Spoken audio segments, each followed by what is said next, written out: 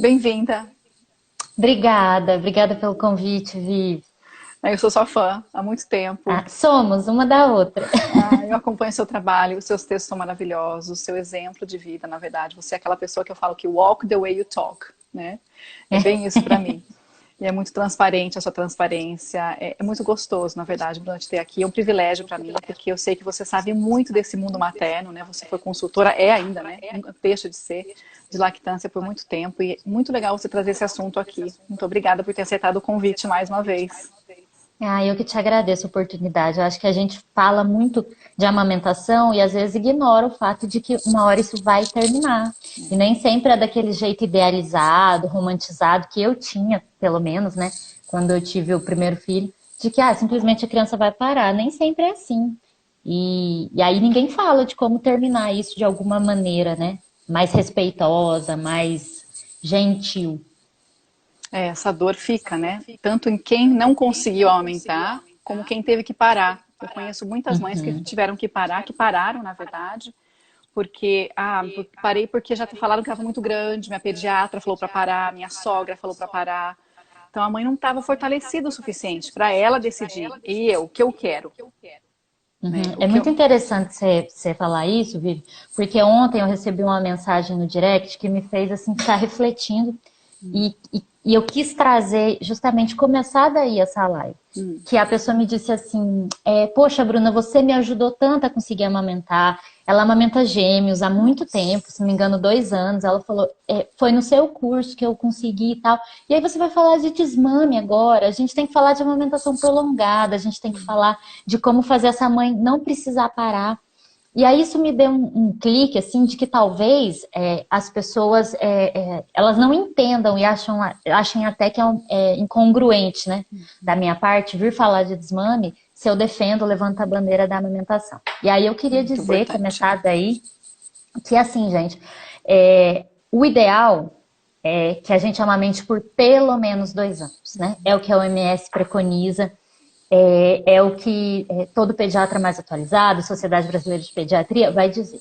Porém, a gente precisa sempre manter os pés no chão e ter uma dose de realidade, e eu acho que mais do que isso, de empatia, de entender que nem toda mãe vai conseguir fazer isso, né? E às vezes é sim falta de rede de apoio, falta de informação. Então já aconteceu muitas vezes da pessoa me procurar para consultoria de desmame e conversando nessa entrevista inicial, eu consegui mostrar para ela que não é um desmame que ela precisa, é de apoio, né? É de força para continuar. Mas vão ter sim casos onde o que essa mulher quer é desmamar. E aí não nos cabe esse julgamento de, mas não deveria agora, mas você deveria buscar outra alternativa. Eu acho que a gente precisa ter essa simpatia e aí trazer, então, qual é a possibilidade dentro dessa questão, né, dentro dessa limitação, de desmamar de uma maneira menos traumática. Mas isso não tira o caráter traumático do evento, que é o desmame. Um desmame que é conduzido, que não é a criança que simplesmente parou, é um evento traumático. E aí a gente vai trabalhar com a redução dos danos, né? Eu brinco assim que a gente vai diminuir o prejuízo, porque sim, é um prejuízo. Todo desmame, né, que é imposto de alguma maneira é um prejuízo. Mas eu queria deixar claro, assim, para que ninguém pense, nossa, mas isso não é coerente com o que a Bruna diz, né? Com o maternar que a Bruna prega, com a própria psicologia infantil que eu gosto de trazer.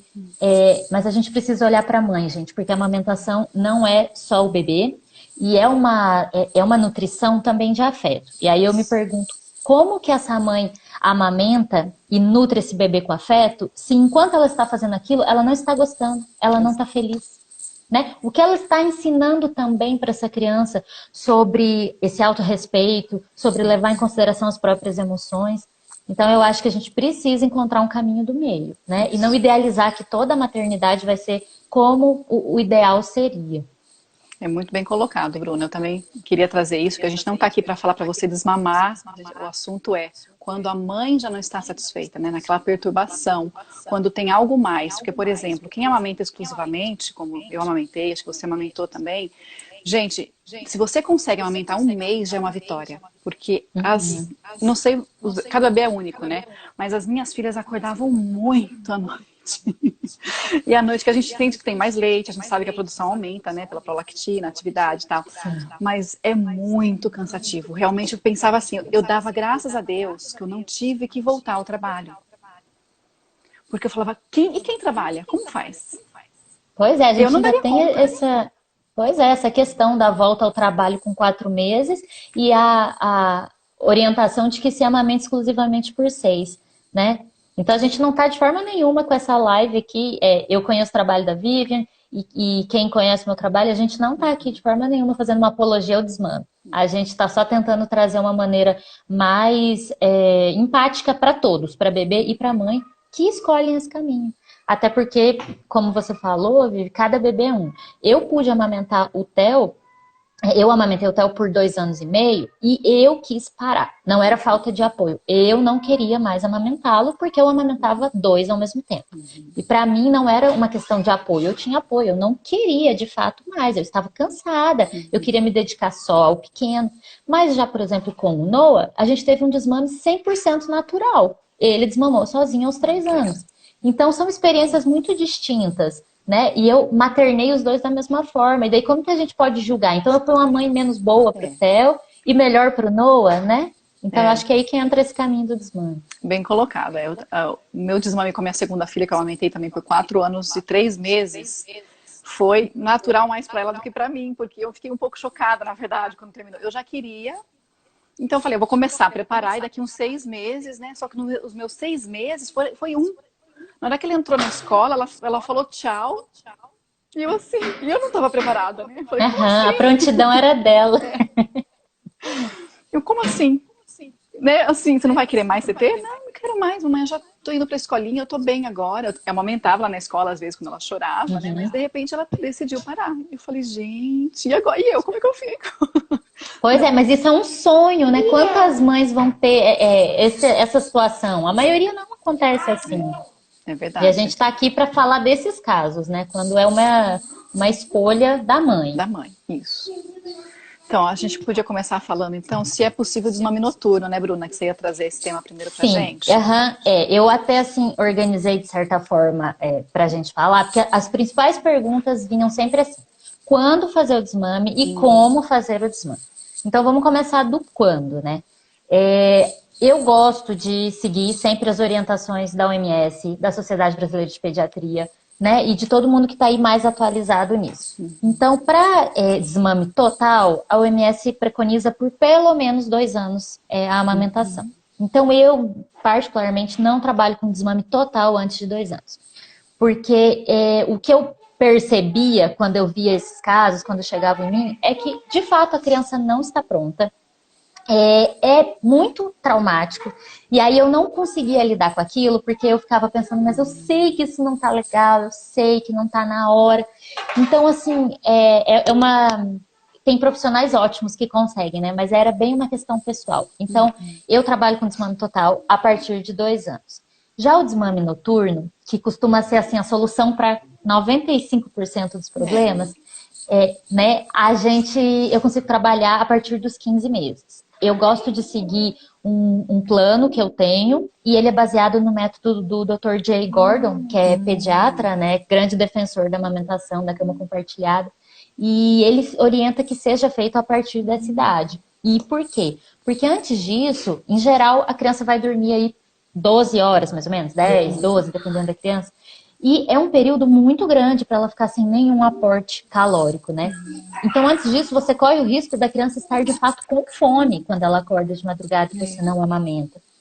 Então, eu gosto de fazer a partir de 15 meses, porque a gente tem essa confiança maior de que a criança está se alimentando legal já passou esse começo difícil da introdução alimentar, e ela dá conta de ficar esse tempo, né, maior aí do período que ela está dormindo sem mamar. Muito importante então, seria isso, Bruna, porque eu já ouvi falar que, por exemplo, as pessoas falam, com 6 meses já está pronto, porque já está comendo sólidos. Não, gente, com 6 meses, às vezes, se a criança está pronta, né, já senta, tem vários requisitos, a gente começa a introduzir sólidos. Porque eu me lembro que a minha filha, até pelo menos 1 ano de idade, ela não comia. Ela brincava com a comida, enfiava na orelha, no nariz. Eu fiz o baby led weaning, né? Uhum. E não dava para confiar naquilo. Então, realmente, eu sentia que minha produção continuava alta e continuava dando conta. Não podia contar só com a comida, de jeito nenhum. Né? Sim, esses dias eu até estava respondendo umas perguntas aqui no Insta e eu falei sobre isso. Uma pessoa me perguntou que a introdução alimentar do meu caçula eu fiz só. Foi começar de fato aos 10 meses, né? Não que eu não comecei antes, ele começou aos 10 meses. E aí eu falei disso, que a introdução alimentar, o alimento sólido, ele vem como um complemento, é uma introdução, é a apresentação, né? E aí eu até dei um print de um documento da Sociedade Brasileira de Pediatria, um print onde diz, até os 24 meses, o leite é complementado. Então, até 2 anos, o principal alimento é o leite materno. Né? Na ausência do leite materno, vai ser a fórmula que vai ser importante. Então, assim, a gente não pode achar que, porque a criança está se alimentando ali legal, ok, podemos tirar o leite materno. Porque ali é onde está o ouro, né? Do desenvolvimento, do crescimento. Você não garante aquele equilíbrio nutricional com a refeição que você oferece, por mais caprichosa que você seja. Então, tem essa questão de nutrição mesmo. Por isso que não acho bacana trabalhar o desmame noturno antes dos 15 meses. Que bonito você colocar dessa forma, Bruna, porque o primeiro livro que eu li de amamentação da Liga de la Leite foi da minha doula, né, que acabou me ajudando com a lactância em Costa Rica. E o livro que ela escreveu, que se chamava O Ouro Líquido. Que é o ouro líquido. Mas não tem quem faça igual. A indústria tenta, mas não consegue, né? Não. O Dr. Carlos Gonzalez, né, que também é pediatra, você conhece, tem muitos livros. No livro dele, Meu Filho Não Come, eu achei sensacional. Você tem? Eu achei sensacional porque ele diz assim, que qualquer ser humano é capaz de viver a vida toda apenas de leite materno. O que acontece é que nenhuma mãe na natureza teria essa disponibilidade. Então, nós fazemos a introdução dos outros alimentos, mas que o leite materno vai ser sempre o alimento mais completo do mundo. Então, a partir do momento que a mãe põe isso, né, interioriza isso, ela entende a importância e persevera um pouco mais. Não que a mãe que não amamentou não seja perseverante, mas a gente sabe que quem está amamentando está travando uma batalha que é diária. É assim, por hoje eu consegui amamentar, né? Então, no outro dia, outra luta. Então, é importante a gente salientar sempre que ele nunca deixa de ser altamente nutritivo. E se vai adequando, né, com a idade. Eu lembro que eu queria muito amamentar a minha segunda filha, porque a primeira eu não conseguia amamentar prolongadamente, né? Foi só até 4 meses, tive vários problemas que a gente deixa para uma outra oportunidade. Mas por isso aprendi muito, fui em busca de mais conhecimentos de apoio, né? E com a segunda, eu queria muito que ela chegasse numa idade que ela pudesse responder. Porque as pessoas falavam, nossa, mas só água, seu leite. Eu falei, pergunta pra ela. E eu consegui, né? Eu falei, pode perguntar pra ela, é só leite? E ela largava o peito e falava, não, é um creminho, é delicioso. Eu adorava. Nada como o próprio, né? A própria pessoa que tá mamando pra dizer. Eu adorava, eu falava, gente, agora pode perguntar. Porque quando é bebê, você não tem o que falar, né? Porque a gente não vê, é aquela incógnita, né? Aquela falta de confiança. Que, aliás, um dos florais que ajudam aí é o Larte. O Larte ajuda a mãe a ter mais confiança na hora de falar, eu posso, eu consigo, né? E o Walnut que dá uma protegida na mãe, pra mãe ficar tão sensível àqueles pitacos, né? Porque pitaco sempre vai ter, gente. A gente não consegue controlar o outro, né? E a gente amamenta com a cabeça, né? Eu gosto de bater nessa tecla. O seu peito é importante, mas o que vai ser definidor da sua amamentação é a sua cabeça. Então, quanto você se prepara emocionalmente para aquilo, né? É informação e é também esse suporte emocional, essa confiança, que é muito difícil no momento de fragilidade. Muito. Todo mundo falou que é só água, e o desmame é outro momento de fragilidade, né? São 2 extremos, o início e o final. Mas continuando então com o nosso roteiro, como fazer o desmame? Aqui eu queria colocar uma questão super importante. Todo mundo espera, e eu acho que entram nessa live também esperando isso, um roteiro, né? Como vamos fazer? Noite 1, noite 2, dia 1, dia 2. E aí eu queria dizer, gente, que não existe esse roteiro. Primeiro, quando eu atendo, eu tenho sim um roteiro que eu montei baseado nessas coisas que eu estudei, no Dr. Gordon, eu montei um roteiro. E eu poderia disponibilizar, por exemplo, esse arquivo aqui. Mas qual é o problema? O problema é que cada criança vai responder de uma maneira. Então, quando a pessoa quer desmamar, primeiro que a gente não faz eu não faço um desmame assim do nada total. Eu gosto de começar por um turno. Em geral, é o noturno. Porque a maioria das mães que querem o desmame, querem porque estão cansadas. E às vezes, só de desmamar à noite, já é o suficiente para a mãe continuar de dia. Então, teve muita gente que chegou dizendo, eu quero desmamar. Aí você fala, não, como que é a sua rotina? Aí você entende que o que está muito difícil é à noite. Aí você melhora esse período. Pronto, segue meses, ano amamentando, né? Então, eu gosto de tentar começar pelo noturno. Mas aí eu chego com esse mapa para você, né? Noite 1, noite 2. Só que aí o seu bebê responde de um jeito nessa primeira noite, bem, e outro bebê, outra criança vai responder super mal. Não aceitou, não ficou legal. E aí o que acontece? Se eu só te entrego isso e não estou participando do processo, a chance disso dar errado, de ser traumático para você, para ele, é enorme. Então, assim, seria muito irresponsável da nossa parte, né? Dizer assim, segue esse script, toma esses florais e pronto. Porque não é.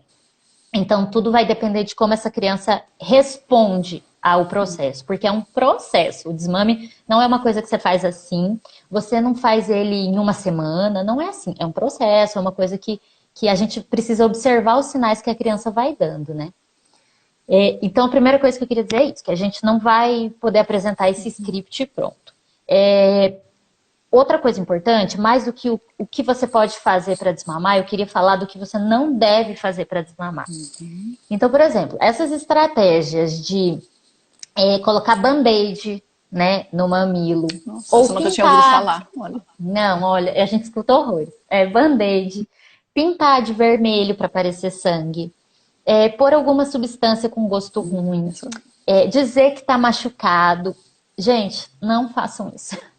Por favor, não façam isso. Qual é a grande questão quando você faz isso? A gente tem que entender o que significa o peito para a criança, né? O peito para a criança é vínculo, é afeto, é segurança. Ele não é leite. A criança não vê assim, leite. Porque se ela visse assim, ela abria a geladeira, pegava a caixinha e tomava aqui. Não é isso, né? Aquilo ali é o porto seguro da criança que mama. Quando você, de uma forma completamente abrupta e repentina, chega e apresenta esse peito que era o lugar seguro para ela, como agora um lugar que dói, ou um lugar que é ruim, ou um lugar que é perigoso, você gera na criança um sentimento de insegurança, uma ansiedade, uma desconfiança enorme. E aí, muita gente fala assim, não, foi super fácil desmamar. Eu falei que eu tinha um dodói, ele não quis mais mamar e pronto. Parece que foi super simples, né? Porque o que essa criança interioriza, e aí a gente tá falando de um nível de inconsciente, de um nível que não é racionalizado, que a criança sequer um dia vai verbalizar, mas o que ela interiorizou foi, eu machuquei a minha mãe. Eu fiz alguma coisa para minha mãe. Todas essas técnicas de band-aid, sangue, dodói, partem dessa ideia para a criança. Eu machuquei a minha mãe. E o que já existem vários estudos correlacionando? Adultos que se colocam em relacionamentos abusivos, né? A pessoa se permite ser machucada, ferida, porque ela não entende que ela tem valor. Ela acredita que ela realmente é alguém que causa danos. Ela tem dificuldade de criar vínculos. Ela tem dificuldade de confiar nas pessoas. Transtornos de ansiedade. Claro que você não tem uma fórmula mágica para dizer, essa pessoa é assim porque foi desmamada de forma abrupta. Não, mas o que a gente observa é que a nossa geração é uma geração que sofre muito dessas questões, né? A geração, tipo, não se apegue, né? Não vamos nos apegar, e dificuldade de vínculo, de pessoas muito ansiosas. E nós viemos aí da década de 60, 70, 80, onde o leite artificial veio com tudo. Justamente porque a mulher foi para o mercado de trabalho, tem todo um contexto histórico por trás. Então, a maioria de nós não foi amamentado por muito tempo, né? Isso não é uma regra, nada dentro da psicologia, com a subjetividade das pessoas. Nada é uma regra de fez isso, vai acontecer isso. Mas a gente tem que sim se atentar para essa questão. Que toda vez que a gente promove um desmame, que traz essa ideia de que o peito, de repente, né, passa de segurança para perigo, passa de vínculo e afeto para dor, isso vai gerar um impacto, né, mental, emocional nessa criança. Então, essas técnicas são péssimas e não são aceitáveis em nenhum nível, sabe? Ó, tem uma pessoa falando assim, sem contar que é mentira. A criança sempre percebe quando estamos mentindo no nível energético. Sim, Interessante sim. mesmo, né? No desmame do Theo, eu deixei o relato, você também compartilhou. Para quem não sabe, a Vivian foi uma pessoa assim que virou uma chave para mim no desmame do Theo. Eu sou muito grata, inclusive, porque eu me sentia muito culpada, muito culpada. No momento em que a Vivian trouxe isso de o que você sente é válido e importa, e eu tive uma conversa extremamente honesta com uma criança de 2 anos de dizer, eu não quero mais, não tá legal para a mamãe está cansada, né? Eu preciso de um descanso, você precisa se relacionar com a mamãe de outras formas. Foi de uma sinceridade, assim, que eu tinha dificuldade para falar para ele aquilo. Gente, ali foi um definidor. Ele compreendeu com clareza qual era o meu Até me sentimento. Então arrepia. a criança sabe, num nível energético, num nível inconsciente, ela percebe sim se a mãe está ou não satisfeita e se ela está sendo honesta ou não. É Isso que é não é muito um ato de real. desamor, né? Não é uma Não. falta, não quero mais seu vínculo, não quero mais te acolher. Vem de um lugar de uma Uhum, dor real sua, que não tem a ver com isso, uhum. né? Tem mais coisas ali, deixa eu ver. Ah, aqui estão dizendo, ó, minha filha mamou até os 3 anos e todas as suas filhas foram amamentadas, bonecas, né? Foram amamentadas. Sim, a força do exemplo, o exemplo arrasta, né? Então tá, deixa eu ver. Então vamos continuar. E aí, então, quais são as técnicas que a gente poderia usar? Assim, de uma maneira geral, né? Igual eu falei, sem passar um script generalista, mas técnicas que são bacanas da gente usar. E aí, Vivi, você me interrompe para trazer os Tá, florais, as suas técnicas também, para a gente somar aqui. tá bom. Mas o que a gente pode fazer? Com crianças maiores, até foi uma das perguntas que eu recebi, né? Criança maior, cheia de argumento, o que a gente pode fazer? Eu gosto muito das técnicas de distração. Então, em geral, tem uma coisa primeiro. A criança costuma mamar em um lugar, num momento, eles vão criando esses hábitos, né? Evite esses lugares. Então, se você sabe que toda vez que você senta no sofá ali daquele jeitinho, ele vem se aninhar e vem mamar, por um tempo, evite aquilo. Você sentou, a criança veio, convida na hora, de uma forma curiosa, de uma forma estimulante. Vamos brincar de tal coisa? Busca, né, o que é o mais atrativo para sua criança. Traz esse elemento surpresa, porque a criança ela desperta a curiosidade assim com muita facilidade. E aí eles vão nessa e acabam, de certa forma, por aquele momento, esquecendo. E aí espaça mais o tempo dessa mamada. Outra técnica que eu gosto é se a criança já entende, já sabe contar, ou já consegue cantar, entende mais essa parte musical, você combina. Não conseguiu evitar, ela veio mamar, você fala, olha, então nós vamos fazer assim. Você vai mamar até eu contar até 10, por exemplo. E aí você vai contando. Por quê? Porque crianças gostam de previsibilidade. A criança, ela gosta da segurança de saber o que vai acontecer. É por isso que eles assistem o mesmo desenho 1000 vezes, né? É Mesma por isso que história.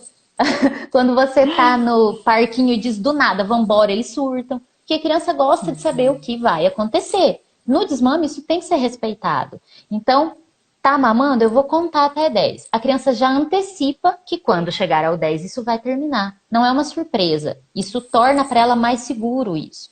A música é a mesma coisa. Ela conhece a canção, tem que ser uma música que ela conhece. Quando essa música acabar, acabou o tempo do mamar. E aí a gente vai controlando, vai reduzindo esses tempos.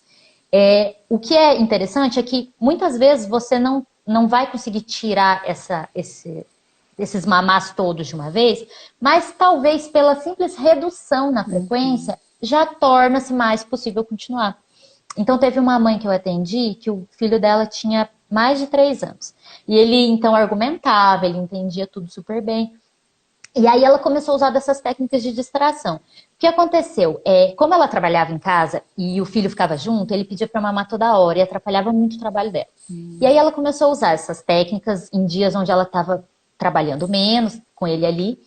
Ele começou a espaçar cada vez mais, porque diminuía as oportunidades, ela diminuía com as técnicas. Até que foi ficando pouco.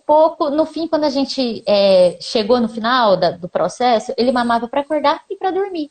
Ela disse para mim, Bruna, podemos ficar por aqui. Eu não vou desmamar inteiro, eu tenho prazer em dar mamar quando ele vai dormir, acho gostoso quando ele acorda e vem mamar. O que me incomodava era durante o dia eu não conseguir trabalhar. Ele ficar o tempo inteiro subindo em cima de mim para mamar. Então, às vezes, só de você ampliar esses intervalos, né, de você criar essas lacunas, já fica mais bacana. Tem uma mãe perguntando aqui.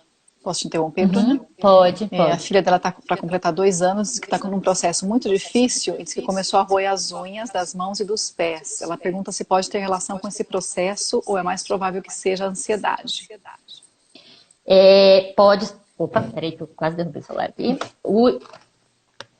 Olha lá, eu e a tecnologia sempre. Aqui. Pode estar relacionado sim com esse processo e é uma característica de ansiedade sim. É normal que as crianças que desmamem possam roer unhas, ou chupar dedo, ou sugar outras coisas, né? A sucção, ela é muito importante. Só com esse comentário dela, é difícil a gente fazer uma análise, mas eu particularmente diria que esse processo realmente ainda não está no momento. E eu não sei quando que ela começou isso, mas eu queria até fazer uma ressalva, que foi uma pergunta que eu recebi. A pandemia não é momento para a gente fazer coisas como desmame, desfraude. Essas mudanças muito significativas, elas impactam diretamente, né, na parte emocional, psíquica da criança. E aí a criança já está lidando com uma coisa enorme que tem sido a pandemia, a quarentena, né? Já está difícil para a gente que é adulto e a criança não compreende o que está acontecendo, mas sente a tensão. Então, pode ser que seja isso, sabe? Ela não está pronta nesse momento, ou a rotina da casa está muito diferente. Mas sim, o fato dela estar roendo as unhas é um sinal de ansiedade, pode estar relacionado com a tentativa de desmame. Tem uns floraizinhos que podem ajudar aí, tá? Um deles é o Rescue, que o próprio nome diz, é um floral de resgate. Ah, é maravilhoso. Eu perguntaria para essa mãe como que ela está, porque às vezes ela está ansiosa também para que esse desmame aconteça. Então, estar presente, o Rescue tem um dos florais que mantém você no presente, que é o Clematis, e o Aspen. O Aspen é para essa ansiedade sem motivo, generalizado. Tudo generalizado aqui, tá, gente? Então, se você quiser mais detalhes, depois pode me escrever, a dosagem, essas coisas. Mas, no geral, os florais, eles são gentis e não interferem em nada. Eles podem ser, né, muito úteis nesse processo, se a gente acertar as florzinhas direitinho. Mas esses 2 florais, eles são indicados nessas situações de roer unha, de ansiedade, de a mãe que está esperando algo que não aconteceu ainda, que ela quer que aconteça, mas a criança não está recebendo isso muito bem, né? Ela disse aqui, ó, Vivi, que ela realmente está ansiosa. Isso impacta diretamente, gente. A primeira coisa que a gente tem que perguntar num desmame é: você, mãe, de fato, quer isso? Está pronta para isso? Porque não é um luto só para o bebê, é para a mãe também, né? E nem sempre a mãe está pronta. Às vezes ela acha que está, mas não está. É verdade. Deixa eu ver aqui, tem outra pergunta. Mesmo brincando o dia todo, estando em casa, eles se movimentam menos e gastam menos energia. Que depois disso, Marco teve mais despertares noturnos e, consequentemente, mama mais à noite. Gente, é o que eu tô dizendo. Agora, em época de pandemia, tudo mudou. Tudo mudou. O meu caçula, que estava super desfraldado, voltou a usar fraldas para dormir. Então, assim, é normal regressão de comportamentos, é normal aumento de demanda nessa época, nesse período, toda vez, assim, vai entrar na escola, nasceu um irmãozinho, essas coisas muito grandes interferem diretamente nas necessidades da criança. E aí a gente precisa realmente a gente se adaptar, ter um pouquinho de paciência, porque esse momento vai ser de comportamentos fora do padrão da criança em si. Mas então, continuando. Sobre as técnicas de distração que a gente pode usar no desmame. Uma outra coisa que eu acho bacana a gente usar com crianças maiorzinhas, né? Daí eu não tô falando de desmame noturno, tô falando de desmame ou diurno ou total. Eu gosto muito das trocas. Particularmente, né? Eu tô sempre brincando no Instagram, o pessoal me conhece que eu não gosto de comportamental, de psicologia comportamental. Eu tenho horror de barganha. Acho que a gente não pode criar a criança assim. Tudo é barganha, né? Tudo é trocado. Mas existem coisas específicas onde essas técnicas de reforçar o comportamento que a gente espera, elas são muito válidas, né? E nada no mundo é inteiro bom, inteiro ruim, né? Tudo pode ser bom numa determinada situação ou ruim em outra. Então, por exemplo, eu acho bacana com essas crianças maiores a gente fazer essa troca, esse reforço do que a gente gostaria. Então, se a gente quer que a criança pare de mamar, né, mame menos, o que é bacana? Esse caso que eu estava falando, que eu atendi da criança maiorzinha, a criança gostava muito de ir para uma casa da avó, uma chácara da avó, uma coisa assim. O pai, e aí entra uma pergunta que fizeram muito, o pai é muito decisivo, o companheiro é muito decisivo? Então, o pai, nesse caso, em parceria com ela, pegou a criança, ela falou para o filho, olha, se você for passar o fim de semana na vovó junto com o papai, a mamãe vai fazer uns trabalhos aqui, se você conseguir passar esse fim de semana lá tranquilo, feliz, o que você acha quando você voltar? Eu vou estar descansada, a gente pode passar um dia inteiro no parquinho que você quer. E aí eu coloco aqui uma ressalva. A troca, ela não é por coisas. Porque a gente tem que cuidar muito isso. A troca por coisas, né? Porque é quase uma venda daí.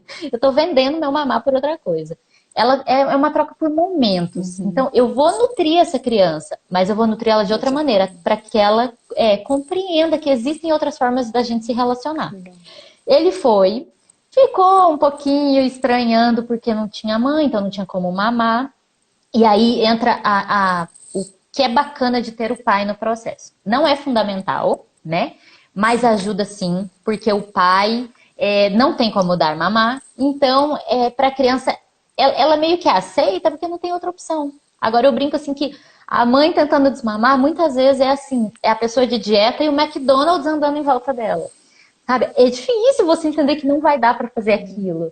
E o pai não, o pai é uma salada. Tipo, você não tem opção. Tá ali, você vai, né, usar disso mesmo. E aí ele ficou o fim de semana tranquilo. Quando ele voltou, na segunda-feira a mãe fez aquele programa com ele. Claro que ele pediu para mamar, ele mamou, mas ela já entrou com as técnicas de distração e ele mamou bem menos, né? Isso a gente já estava mais no final do processo.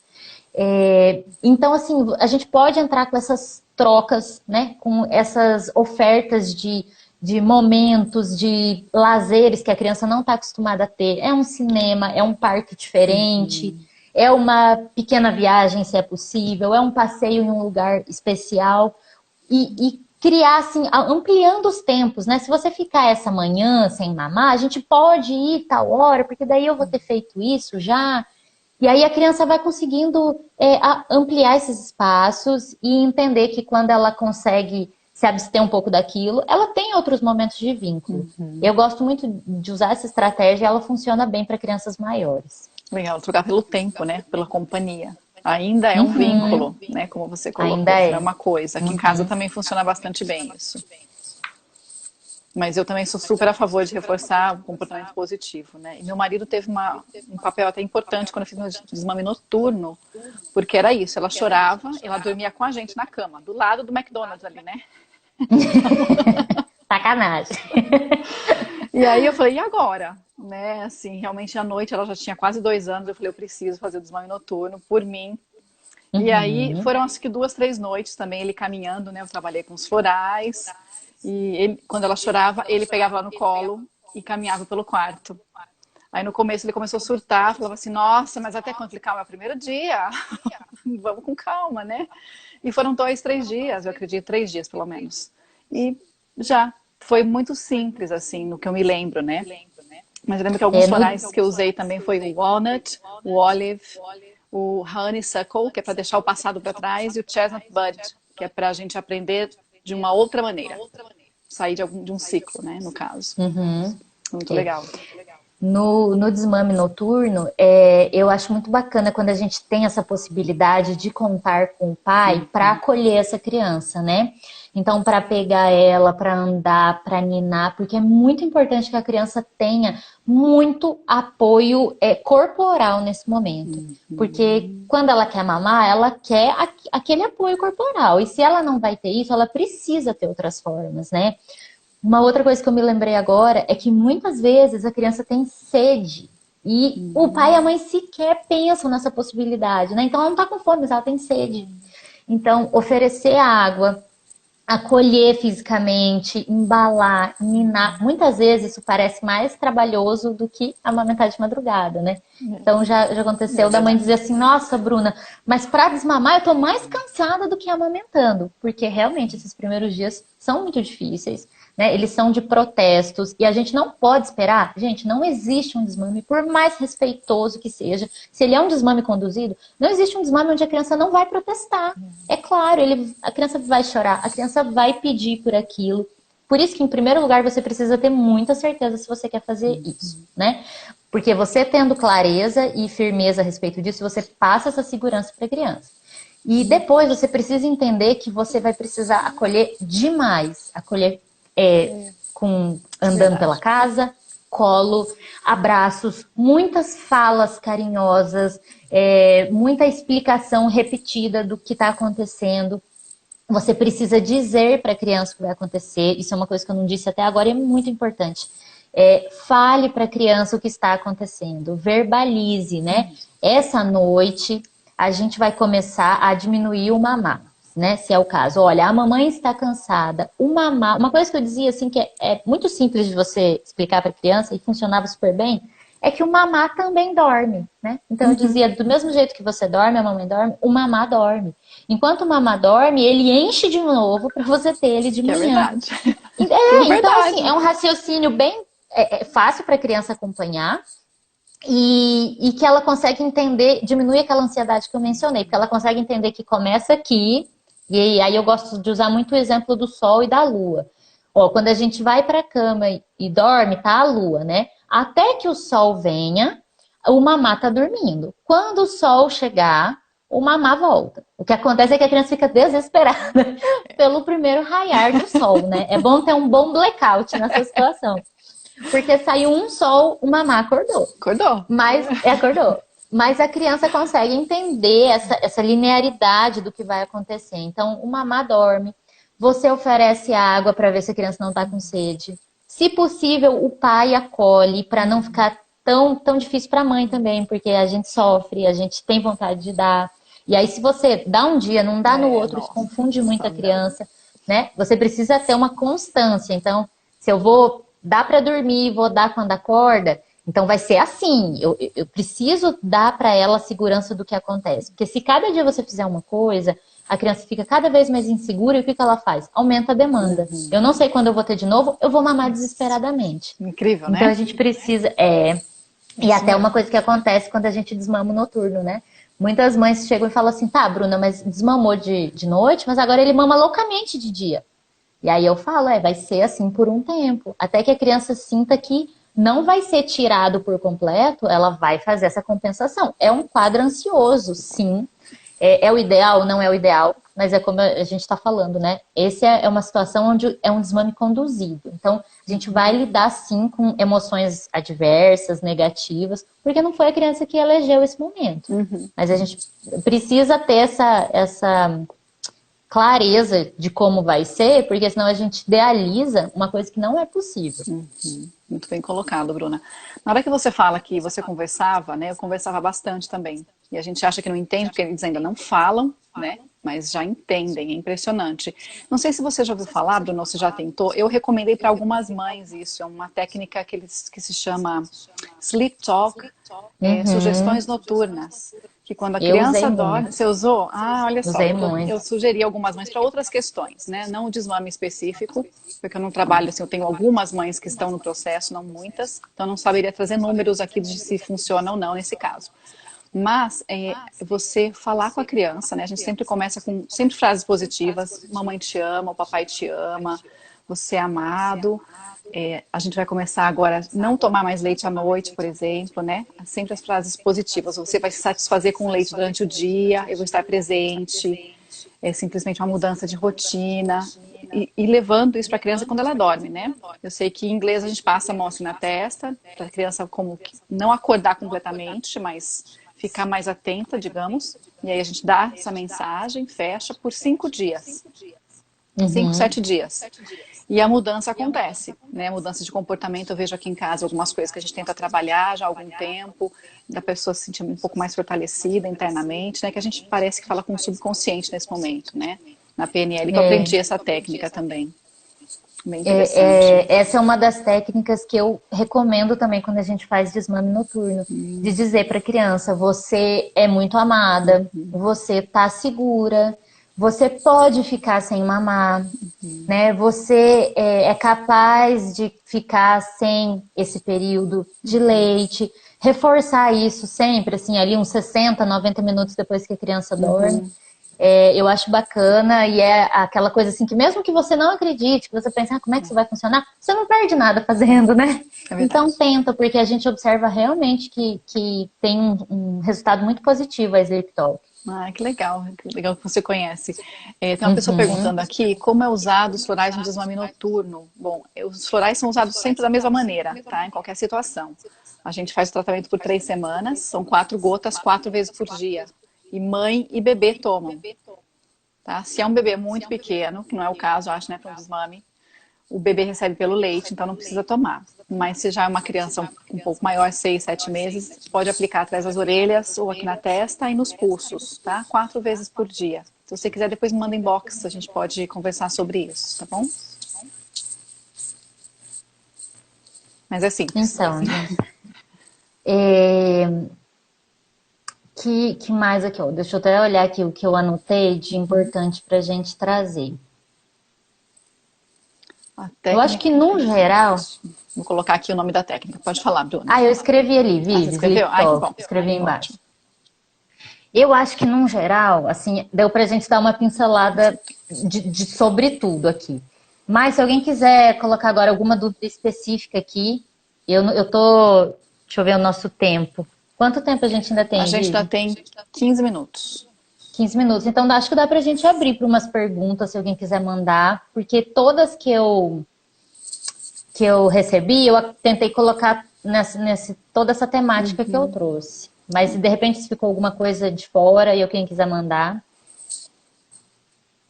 Fica à vontade. A técnica é muito legal, essa técnica, gente. Eu descobri, na verdade, quando a minha irmã tinha 5 anos, a minha mãe usou. Ela foi num lugar que ela aprendeu a fazer isso, ela usou como desfraude noturno da minha irmã. E ela ficou impressionada, porque assim, ela fez acho que 3 noites, e a minha irmã já deixou de usar fralda à noite. Desfraude, chupeta, nascimento de irmão... Tudo, né? Tudo serve. Tudo Ou até quando nada está acontecendo. É bacana você ir lá e falar, você é amado, você está seguro. Sabe, eu senti muito o impacto da Sleep Talk quando eu fui colocar eles na escola. Eu falava muito. O Theo tinha muita dificuldade na primeira experiência que a gente tentou de escola. E eu falava muito isso. A escola é um lugar seguro, você está protegido, você é amado. E a experiência foi muito bacana. Olha que legal, gente. Muita coisa, né? A gente não para de aprender nunca, né? Eu falo que... Não. E aí eu descobri recentemente, conversando com a mãe no Canadá, que ela também fazia esse sleep talk, a gente acabou conversando um pouco, e ela passou uma técnica de não sei quem. Falei, na verdade não existe técnica, né? O que tem que ser, assim, é verdadeiro, não pode ficar falando mentiras para a criança. Né? Tipo, sentir do coração mesmo, quando a gente conversar com a criança. Se conectar primeiro, depois falar, verbalizar. E que seja algo com uma constância por alguns dias, pelo menos, né? Para aquilo ir gravando, porque a gente sabe que o subconsciente a gente aprende, né? Todos aprendemos por repetição, ou por trauma, ou por repetição. Então, para aquilo ficar gravadinho. Eu tinha algumas perguntas aqui, mas você cobriu todas. Pode, então vamos lá. Quer que eu leia ou você lê? Eu posso ler. No desmame noturno, o bebê não mama nem para pegar no sono, ou só não mama quando acordar de madrugada? Eu costumo fazer só não mama quando acorda de madrugada. Porque quando ele mama para dormir, é muito relaxante para a criança. Em geral, dorme mais fácil. Não costuma ser um problema para as mães, assim. Então, elas não costumam reclamar do fato de ter que dar mamar para dormir. A grande queixa é sempre, durante a madrugada, ter que despertar para amamentar, né? Então, existe um momento onde pode ser que a criança nem mame para dormir. Algumas largam do hábito de mamar para dormir. Mas não é o nosso foco. O nosso foco é na madrugada. Então, ela pode sim mamar para dormir. A gente só vai explicar para ela antes e no programa, né, manter sem o mamar durante a madrugada. Mas eu gosto de fazer gradual, assim. Então, as 3 primeiras noites eu faço num modelo de atendimento ao bebê. Então, a mãe amamenta, sim, nessas 3 primeiras noites, mas numa outra frequência e num outro formato. Não assim, aquele amamentar assim que a gente deixa a criança plugar e aí a gente dorme e a criança dorme. Não, eu gosto de colocar uma técnica de remoção gentil, né? Da gente tirar a criança quando ela está adormecendo de volta, para que ela comece a compreender, porque o que acontece é que o bebê mama para pegar no sono. Então, como ele tem vários micro despertares durante a madrugada, como nós temos também, ele não sabe como voltar a dormir. E aí ele mama para voltar a dormir, né? Então, se a gente toma uma água, vai ao banheiro ou só se ajeita na cama, o bebê não sabe direito como fazer isso. E aí ele mama para conseguir dormir de novo. E aí a gente vai ensinando, então, as 3 primeiras noites de um jeito, as outras 3 de outro. A gente vai ensinando ele como dormir quando ele acorda de madrugada, sem que ele mame. Então começa diminuindo as mamadas, aí chega um momento onde você tira as mamadas, mas você pega no colo, levanta, embala. Chega um momento onde você nem levanta, você só acolhe na cama. É importante, gente, que por esse desmame noturno, eu trabalho com a possibilidade do pai e da mãe continuar dormindo com a criança. Porque é um pouco demais, né? Você tira o mamar de madrugada e ainda deixa a criança lá. Aí a criança perde tudo, né? É muito assustador. A chance de dar certo é muito pequena. Então, você continua acolhendo, né? E fica muito mais fácil de fazer a transição para o quartinho da criança, a criança dormir sozinha, depois que ele não mama mais, né? Existem casos onde a gente consegue fazer junto. O Theo acabei fazendo junto. Mas o Theo eu levei 6 meses para desmamar. Então, foi um processo muito longo e culminou daí com ele passando...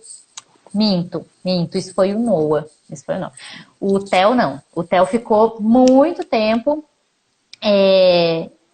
Olha, gente, já até confundindo como foi. Mas enfim, a gente consegue fazer essas coisas em algumas situações juntas, mas é mais bacana quando você continua dormindo com a criança. É mais fácil. É mais gostoso, né, Bruna, também. Como você estava despreparada para 6 meses, eu estava preparada para 6 meses e foi 1, né? Então deu esses baques aí. Olha, tem uma pessoa te agradecendo, que linda. Participei do workshop da amamentação da Bruna. Hoje minha filha tem 2 anos e 5 meses de livre demanda. Gratidão pelo seu trabalho, eu também agradeço. Tenho Não fala isso que eu choro, gente. Eu sou super emotiva. Que linda, muito legal, né? Poder acompanhar, especialmente os bebês crescendo, as mães realizadas, porque não sei, talvez seja como para muitas mães, para mim foi assim, não poder amamentar minha primeira filha me deixou baqueada. Eu tinha leite, eu tinha ido a algumas consultoras de lactância em Arkansas, não era da Liga de la Leche. A Liga de la Leche, ela exige que você tenha amamentado exclusivamente por 6 meses e amamentado por pelo menos 1 ano, para poder ser voluntária da Liga de la Leche, né? Tem uma certa, às vezes, você faz curso, a gente participa de workshops, faz muita coisa. Hoje eu sou voluntária da Liga de la Leche, não atuante, mas tem essa beleza, né? A pessoa passou por aquilo, enquanto que as outras consultoras não. Então é muito fácil falar. Geralmente nesse ponto eu senti, é fácil falar, é difícil fazer, se colocar no lugar da mãe. Ninguém nunca me perguntava como tinha sido minha noite, se meu marido estava em casa, se não estava, né? O entorno conta bastante, né, Bruna? Como você falou, a gente amamenta com a cabeça. Uma mãe estressada, preocupada se vai ter dinheiro no final do mês para pagar as contas, tudo isso influencia. Aí o bebê não dorme, chora demais, aí a mãe fica mais estressada, mas é um ciclo que a gente precisa quebrar ele onde? Reequilibrando a mãe, olhando para essa mãe. Até os 2 anos de idade, né, a Laura Gutman, que é psicoterapeuta, e tem aquele livro que é a Bíblia da maternidade, né, que é a maternidade e o encontro com a própria sombra. Ela fala muito sobre a simbiose, né, de mãe e bebê nos 2 primeiros anos. O Winnicott fala muito disso, né? É verdade. Esses dias eu trouxe aqui no Insta sobre isso, que o bebê não existe, ele só existe através da mãe. Então, antes de olhar para o bebê, a gente precisa olhar para a mãe, né? Então, tanto para a amamentação dar certo, quanto para a gente encerrar, você precisa olhar para essa mãe. Qual é a necessidade dela? O que está por trás da necessidade dela? Se é um desejo real, se é falta de apoio, se é cansaço, né? E aí, observando toda essa dinâmica familiar, você consegue conduzir esse desmame melhor. Não dá para você olhar só para o bebê e dizer, faça assim. Não dá para você passar um script pronto, né? Seria você desprezar completamente toda a história que tem por trás daquilo, né? O quão difícil foi chegar até ali. É por isso que todos somos únicos, né? E todo o processo é único e tem que ser levado em consideração. Tem mais uma pergunta aqui, olha. Tem. Podemos dizer que o pai só conseguiria fazer o bebê dormir à noite após o desmame? Porque enquanto ainda mama, o bebê só quer dormir no peito da mãe. Ah, por quê? Olha, eu vou te dizer assim, ó. Se você não estiver lá, não estiver fisicamente falando, o bebê vai dormir. Então, aconteceu, o Theo tinha 2 meses, eu tive uma crise renal louca na noite de Natal, fui para o hospital, passei Nossa. umas 8, 9 horas com morfina. Não tinha como ele ser amamentado nesse tempo, né? Ele dormiu com o Júnior, o pai embalando, ele dormiu. Mas assim, eu não estava ali. Depois desse episódio traumático, houve momentos onde eu quis sair, me ausentar por algumas horas e ele precisava dormir, a mesma coisa com o Noah. Sim, eles dormem, né? É possível sim que o bebê durma à noite com o pai.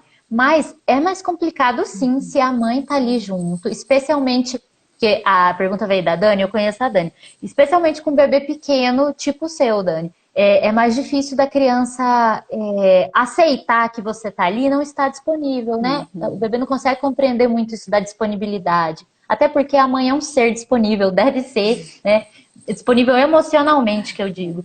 Então, é mais difícil, assim. Não vou te dizer que é impossível. Eu acho que tem como, sim, o pai fazer. Mas vai ser um pouco mais difícil para todo mundo. Sem o desmame. Com o desmame, aí flui. Aí a criança passa a meio que aceitar, assim, todo o colo. Bacana, né? Gente, o nosso tempo está acabando. Foi um bate-papo muito bom, Bruna. Nossa, assunto que não falta, né? Ah, esse assunto é muito rico, né? Muito rico, exato. Porque envolve tudo que a mulher às vezes busca na maternidade, né? O começar a amamentar e o terminar, como você falou, que muitas vezes a gente não pensa que vai ser tão difícil, porque né? Eu lembro que eu sentia muita falta da minha filha mamando. Foi realmente um luto, a gente passa por esse processo, né? De, ok, ela não quis mais, no meu caso, né? Mas é muito mais gostoso quando a gente consegue coordenar isso num processo, como você colocou, né? A mãe decide e começa esse processo.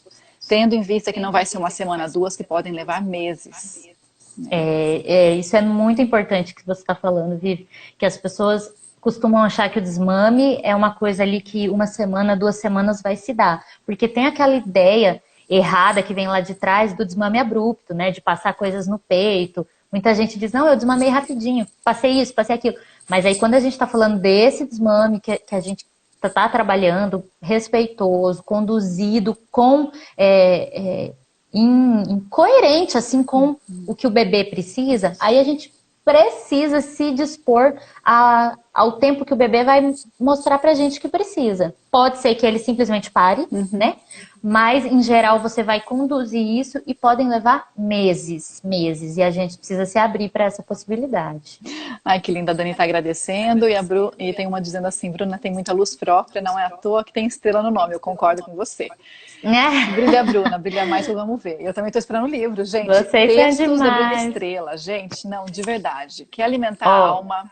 Olha... Fiquem lá de olho no Instagram, que eu só posso dizer que as coisas estão se concretizando e eu tô bem feliz. Que gostoso, Obrigada Bruna. por esse carinho, gente. Muito obrigada mesmo. Obrigada, Bruna. Obrigada de coração por ter aceito esse convite mais uma vez, viu?